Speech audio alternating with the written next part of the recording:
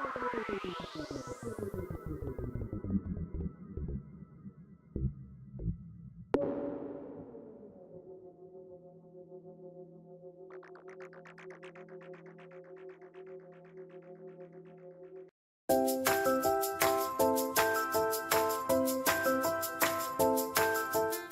enw I ydy Mei Mac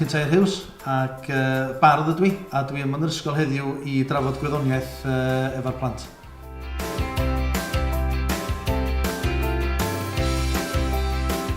Dwi'n meddwl bod gwyddoniaeth yn beth pwysig iawn i'w gyflwyno I blant oed cynnar iawn, achos mae pob peth da ni'n neud yn y byd, pob peth da ni'n ei weld, pob peth da ni'n ei glywed a'i synhwyro, mi fedrwn ni egluro rheini I gyd efo gwyddoniaeth.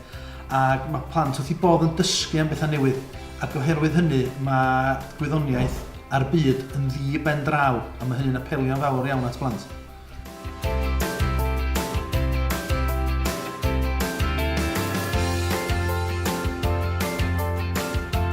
Dwi yma heddiw I sgwennu darn o farddoniaeth efo'r plant I ni cael tynnu pethau o'r darn hwnnw I osod yma gacwyrach yn y parc gwyddoniaeth. A y gerdd da ni wedi gwneud heddiw yma, mae'n sôn am yr holl bethau da ni'n ei wybod amdanyn nhw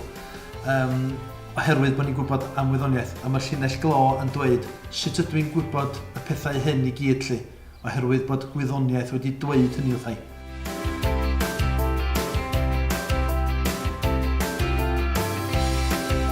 Dwi'n meddwl bod y plant wedi mwynhau heddiw'n arw achos pan maen nhw'n ddistaw yn y dosbarth ac yn sbio trwy'r ffenast, maen nhw'n amlwg wedi diflasu, ond pan maen nhw'n dechrau mynd yn mwy swnllyd ac yn mynd ar draws I gilydd I atab pethau, adeg hynny da ni'n gwybod bod nhw'n mwynhau yn arw, felly dwi'n eitha balch bod y pethau wedi mynd yn dda iawn heddiw.